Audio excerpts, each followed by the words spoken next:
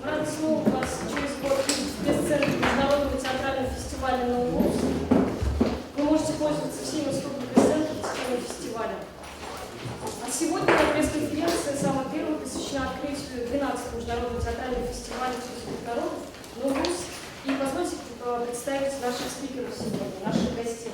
Это Алексей Вадимович Бардашеев, председатель коллегии критиков фестиваля, всемирно известный шекспировед, и все эти регалии очень долго перечислять, вы сможете их, естественно, прочитать, наверное, уж с ними знакомы.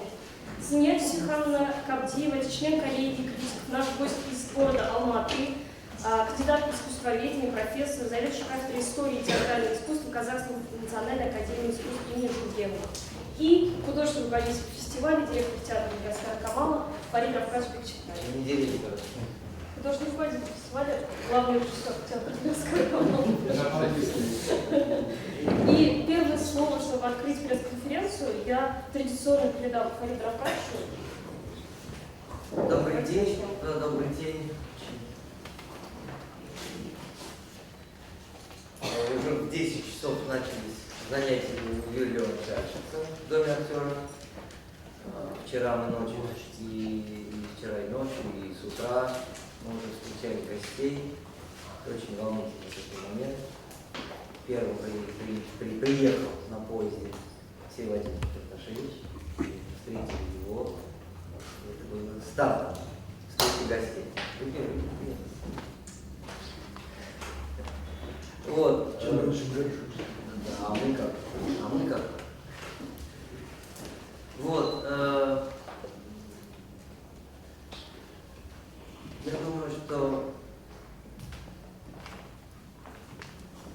вот этот фестиваль, 12-й фестиваль, будет немножко отличаться от предыдущих фестивалей. Мне кажется, что это одна из причин этого отличия. Причиной будет предыдущий форум, на котором вы все присутствовали, были представители всех театров, режиссеры, актеры, и участвовали в программе форума, которая была посвящена ритуализации театрального действия. Вот. И поэтому программа фестиваля, вот по каким-то, я думаю, что причиной стал этот форум, что все спектакли будут немножечко вот в таком формате. Вот именно в формате предыдущего форума. И спектакли, которые мы отобрали, потому что действительно отбор был достаточно жесткий. Очень многие театры, по причинам, определенным причинам, отказались. Не по экономическим причинам, как многие интерпретируют, не потому, что у нас там денег нет, нам денег не дали, как любят многие жаловаться. Нет, этого нету. Мы действительно фестиваль хотим как-то, чтобы он не просто сыграли, показали, похлопали, разошлись, уехали.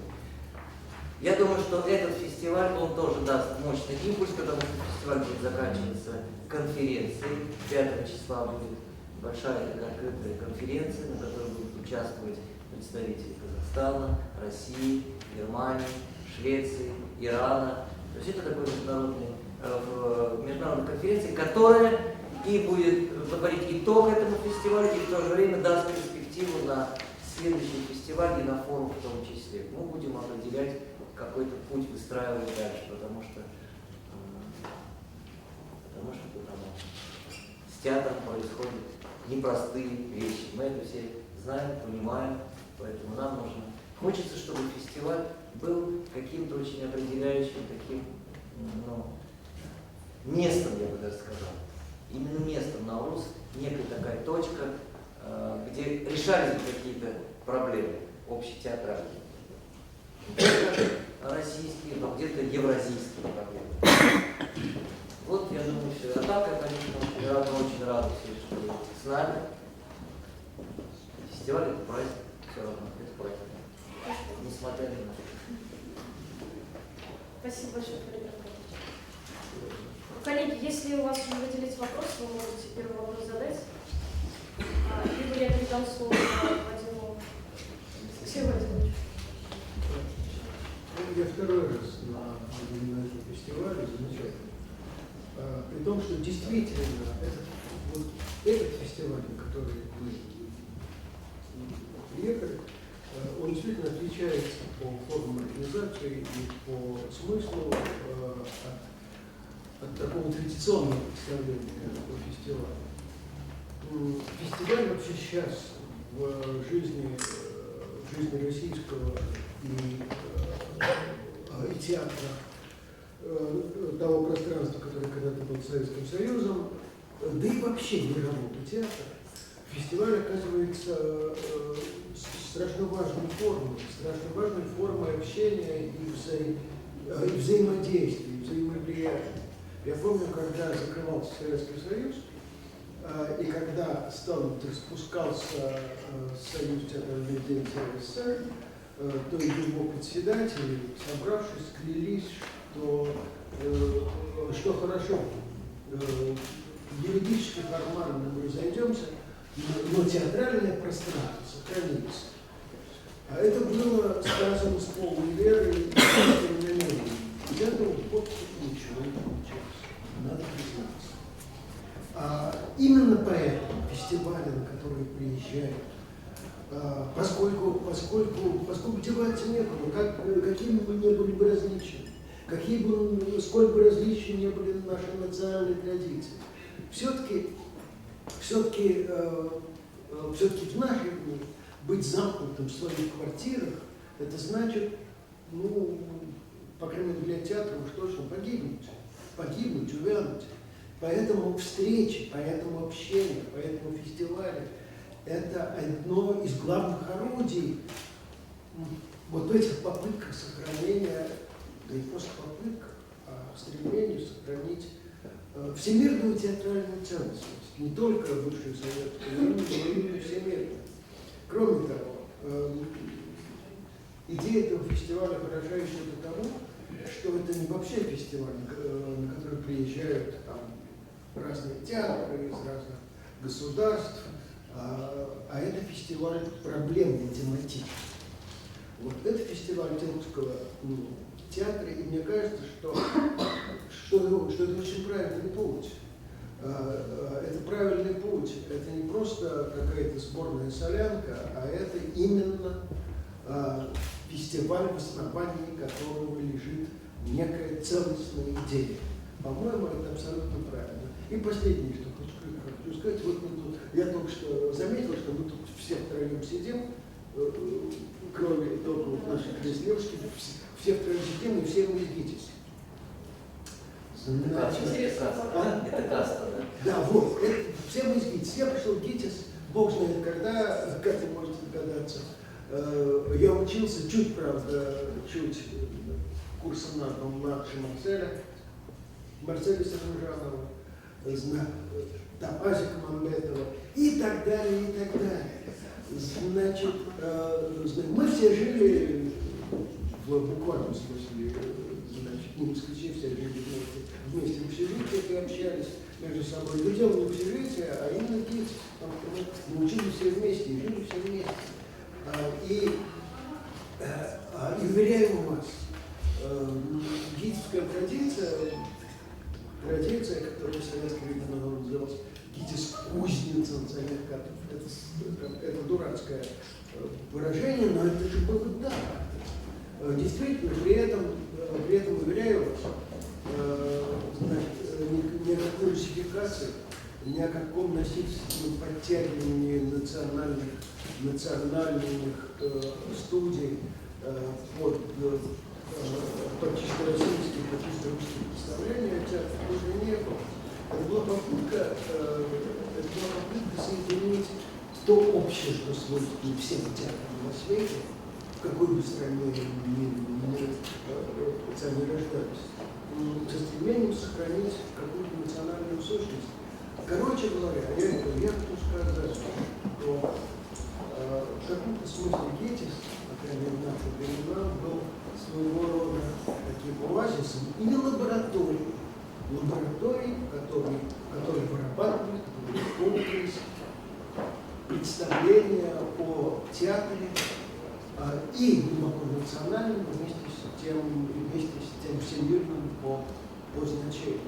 Мне кажется, что этот фестиваль, на очень важен для судьбы и театра, и вообще современной культуры. Да и культурной арены, и культуры вот тех стран, которые здесь представлены. Спасибо большое, Алексей Владимирович, за такую высокую оценку. И снять Симфонии. В этом году впервые фестиваль посвящен театру Казахстана. Поэтому, естественно, я передаю слово вам, чтобы вы, может быть, озвучили ваши ожидания. Я, во-первых, хочу поблагодарить организаторов за приглашение и за то, что действительно в первый день в программе раскрывается казахское театральное искусство. И вот то, что Алексей Владимирович говорил, это абсолютно правильно, потому что, знаете, моя практика показывает, я много езжу по республике, у нас регионы центральной России. Фестивалям тоже нужно новое, тоже надо обновлять. И вот вы как раз демонстрируете то, что ваши поиски, они приходят к очень удачным и замечательным начинаниям, потому что действительно фестиваль лаборатория, причем не камерная, а в таком большом масштабе, это очень важно, потому что я смотрю, какие замечательные имена в программе, и не только фестиваля, но и мастер-классов, и замечательная, просто для меня счастливая возможность встретиться с моим учителем Алексеем Владимировичем. Спасибо большое. Вот. И я думаю, что, конечно, помимо того, что будет конференция, даже в обсуждениях, наверное, выявятся какие-то очень важные точки, болевые, может быть, современного театра, тюркского, скажем, мира, потому что все равно у нас одни и те же проблемы, но правда, как бы, театры продвигаются по-разному к достижению новых целей. Поэтому я думаю, что, по крайней мере, я в предвкушении очень интересных спектаклей и очень интенсивной работы. Спасибо. Спасибо большое, Сергей. Уважаемые коллеги, мы можем перейти к сессии вопросов и ответов. Может быть, у кого-то уже родился первый вопрос. Да, пожалуйста. Вопрос в чем все-таки такое коренное отличие тюркского театра и русского театра? Если могут, перевожу для тюркского театра. Ну, вы знаете, это замечательная тема для какой-нибудь докторской диссертации. Вот. Я просто боюсь обременить присутствующих всякого рода общего рассуждения, но совершенно ясно. С одной стороны, вы знаете, когда театральные люди собираются вместе, вот все, кто здесь сидит, могут собрать, они мгновенно находят общий язык. Поскольку человек театра – это особая, так сказать, каста, особая категория людей, это особая психология. Поэтому сколь бы различны были традиции, как, впрочем, и те культуры, которые за этими традициями стоят, да и религиозные корни совершенно разные, все-таки уверяю вас, изоляция – это самая опасная и самая страшная национальная изоляция, что может грозить современному театру. Но мир велик, мир весь построен на взаимообщении, и это особенно важно для театральных связей, поскольку здесь происходит, как сказать, рождение, я буду, наверное, об этом говорить на конференции, значит, еще более пространно, значит, но существует такая вещь, как реальность мирового театра, который каждая национальная культура театральная делает свой собственный вклад. И когда театр одной стороны похож на театр другой, это скучно. Какая-то общая театральная истина рождается, простите за банальность, но рождается именно в диалоге очень разных национальных культур. Тогда вопрос представителя Казахстана. Простите? Тогда вопрос представителя Казахстана. Она видит какое-то различие русской театральной традиции, казахской? Знаете, я не могу говорить о различии явном, потому потому что у нас профессиональный театр был просто создан благодаря русским деятелям, режиссерам, которые приезжают из России, как бы ориентировался на европейскую модель. И поэтому первые актеры, безусловно, были казахские актеры, которые пришли из народного творчества, привнесли много из национальной культуры. Я думаю, как, наверное, у всех творческих народов, у кого не было профессиональных форм до революции, по крайней мере, в нашем регионе, это было у киргизов, у туркмен, и первые режиссеры профессиональные, они приезжали из России, а потом уже у нас получилось так, что сначала возникло национальное актерское искусство, а потом уже сформировалась национальная режиссура. Поэтому, но сейчас, конечно, вот после того, как прошел парад суверенитета, наверное, у вас то же самое, все кинулись к истории национальной, очень много стали копаться в истории, и в основном как бы драматургический материал, он идет национальный, и как бы здесь пытаются режиссеры по-разному искать новые формы. Бывает удачно, бывает не очень, но пусть в этом направлении. Можно добавить, да? Я считаю, что на сегодняшний день русского театра нет, есть советский театр. Был русский театр, да, а потом начался советский театр, и он до сих пор еще диктует свои законы. Вы это очень, тему, кстати, это вам близка очень тема. Мне кажется, это так. Поэтому разделять, вот, а чем отличается русский театр от казахского театра, от татарского театра, пока мало чем. Я просто хочу добавить, мне кажется, что русский психологический театр. Да вы прекратите, русский, психологический. Нет, ну как, Что за... на православном сознании. Да, Но это нет отдельная православного тема, театра. да, отдельная А русский диссертация. театр, он языческий. А? Русский театр, он языческий в основе. Это, ну ладно, это действительно тема для диссертации. Нет, на самом деле, Рашид Ракевич, спасибо большое, что вы подняли этот вопрос. Я думаю, это стоит обсуждения в личном интервью, как я традиционно повторяю на конференциях обычно. Спасибо большое. Пожалуйста, коллеги, следующий вопрос, Олеся. Олеся Дарьевна, журнал «Руслан». У меня вопрос к Владимиру Чемпионовичу. Не могли бы вы рассказать, по каким критериям вы выбирали спектакли для фестиваля? Вы сказали, что он специфичный, как отличается подробно? Ну, это тоже очень сложно, как сказать, оформить в словах, по какому принципу отбирать. К сожалению, мы не имеем такой возможности, может она у нас появится сами. Вот здесь, да, здесь уже, я понимаю, это экономический фактор, чтобы выезжать на места и отсматривать спектакль. Конечно, мы отсматриваем то, что нам присылают видеоматериалы, мы отсматриваем в основном их. Хотя вот Нияз Рауфович, он имел возможность выехать в Казахстан и сам лично отсмотрел спектакль. Поэтому я целиком доверяю вкусу Нияза, поэтому то, что приехало из Казахстана, то, что предложил Нияз. А остальное, ну, вот то, что мы видим, то, что нам нравится. Ну, в искусстве ведь такой критерий есть очень простой, нравится и не нравится. Да, ну правда, это вроде по-детски, но вот, ну что поделаешь, вот нравится. Также выбирая пьесу, меня спрашивают, а почему эту пьесу? Ну нравится. Вот нравится пьеса, бери и все. Ну что я могу поделать? Мне говорят, не бери, но мне она нравится. А почему? Ну а как я могу сказать нравится? Вот женщине не нравится. Почему? Ну потому что вот у нее там не скажут, потому что нравится. Хорошо, Ну, как вы считаете, зрителю понравится то, что Я думаю, да. Есть один стандартный критерий, который каждый год на фестивале сохраняется, это обязательно язык. То есть каждый театр должен играть на своем родном языке. Это обязательное условие. Да, пожалуйста, Лариса. Александр Алексеев, радио Татарстана. Вот Алексей Владимирович сказал, что очень хорошая практика, попытка сохранения всемирной театральной целостности. Действительно, Наурус — это же не только фестиваль, раз в год проходит еще у нас образовательный форум. А с точки зрения вот, донесения информации обратно уже в регионы, откуда приезжают участники фестиваля, да?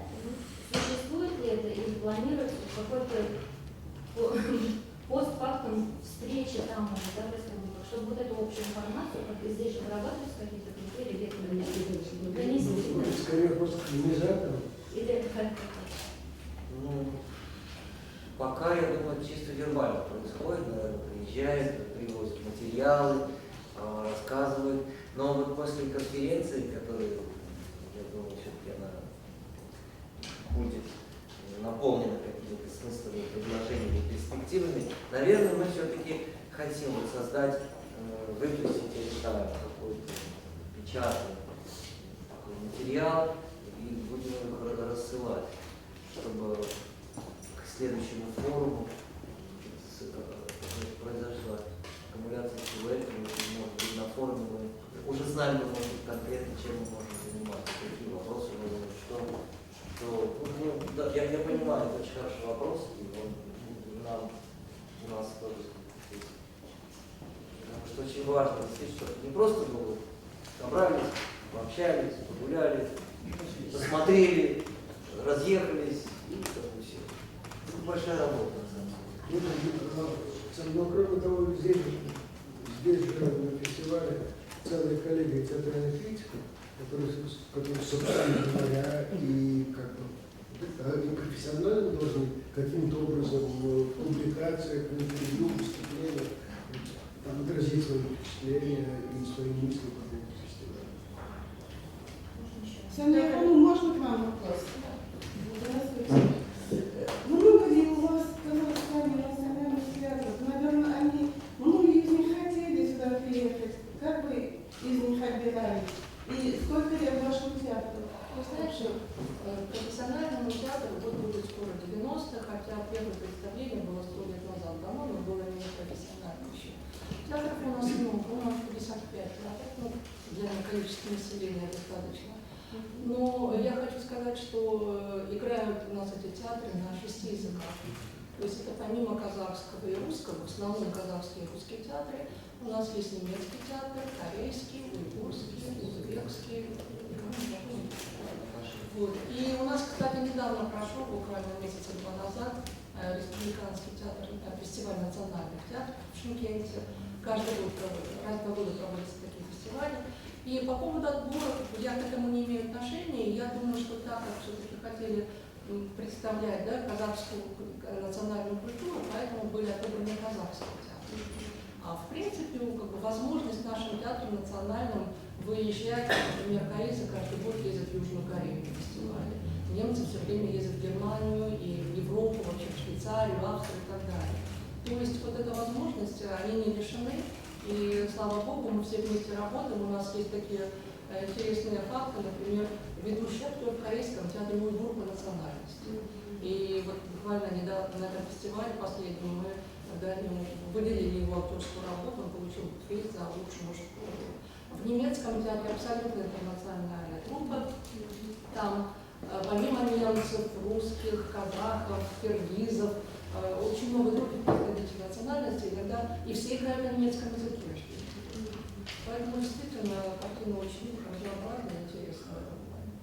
А кроме того, посмотрите на афишу, сегодня спектакль казахский поставлен театральной группой из Литвы, и это нормально. Спасибо большое. Пожалуйста, Александр, хотите еще задать? Да, я тоже хотела спросить, насколько вот сейчас наш фестиваль этот 12 посвящен, да, он под знаком Казахстана работает. В Казахстане насколько эта информация распространена и как вы к этому Казахстан об этом знает не только театральная публика, знает, вообще пресса об этом пишет. И я хочу сказать, что вот то, что наши театры приехали, это не просто вот мы приехали представить Казахстан. Это очень такой серьезный экзамен профессиональный, потому что я знаю уровень вашего фестиваля, и как-то тоже была здесь несколько фестивалей тому назад, и тем более формы это меняются. И я думаю, что в общем, с каким-то определенным волнением театры приехали, потому что это очень серьезный такой профессиональный разговор и возможность показать себя. Знаете, как вот я всегда говорю, что у нас пассажиров есть, не всегда есть возможность у театра осознать себя в контексте мирового театрального процесса. Но, по крайней мере, в контексте тюркского театрального процесса осознать себя у них возможность точно есть. Я хочу еще добавить, добавить, уже в качестве шекспироведа, что очень рад, что на этом фестивале будет аж 3 шекспировских спектакля. Удивляет просто масло посетителей. Насчет количества казахских театров, в Казахстане 20 23 казахских театра, один уйгурский, один узбекский. Ну, тюркоязычный, имею в виду. А узбекский тоже? Немецкий, нет, тюркоязычный. Узбекский, далматический театр Южно-Казахстанской области. И насчет нынешнего фестиваля, то, что посвящен Казахстану, для нас это очень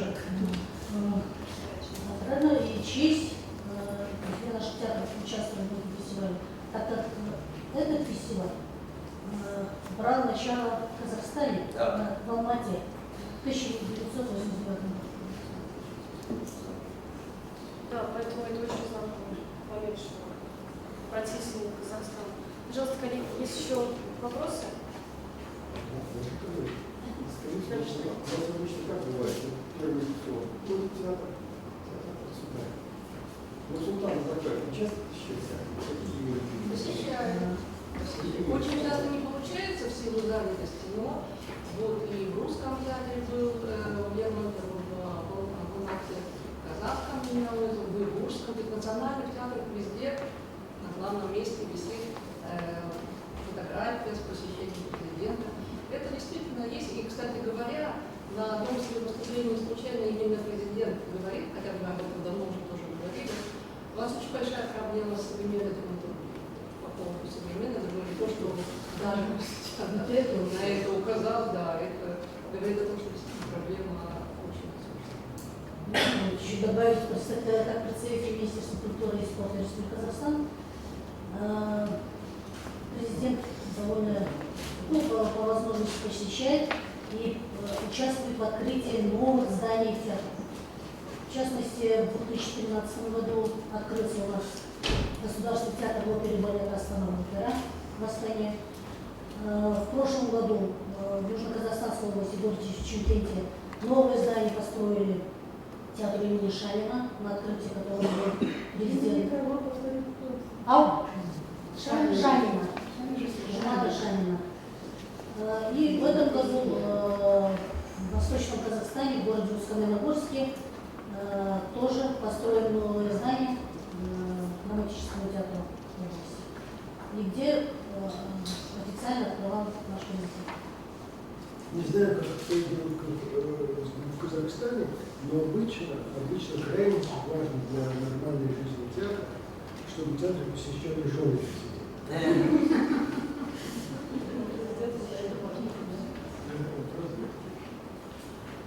Коллеги, если нет больше вопросов, тогда такую информацию, что фестиваль сегодня открывается, естественно, все об этом знают. 2 часа спектакль «Речь третий» театр Оскара Камала, и вечером спектакль открытия фестиваля «Заклятие Барбута». 6 часов или 7 часов? 6 часов. 6 часов, да. И в 9 часов, 6 да. часов открытие, торжественное открытие, из которого нельзя. Вот, а спектакль, наверное, начнется 6:30. Но это не значит, что надо 6:30.